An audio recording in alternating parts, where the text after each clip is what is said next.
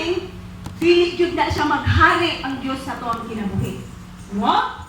Wala ang dapit sa Dios sa tuang kinabuhi. So unsa man nato ninyo siya nga pun-a ang imong hunahuna sa unsay putli ug tinuod.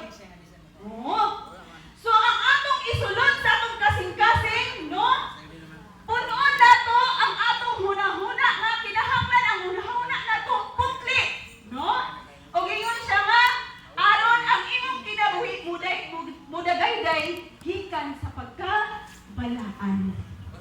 So kay mudagayday man ang pagkabalaan sa imong kinabuhi, so ang imong ipasulod sa imong kasing-kasing mao ang mga maayong mga binuhatan na atong makita ug madungog. Amen?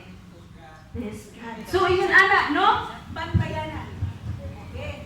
So ikaduha na kaingon nga God, guard your desires. No? Bantayi ang imong mga tinguha. Oo.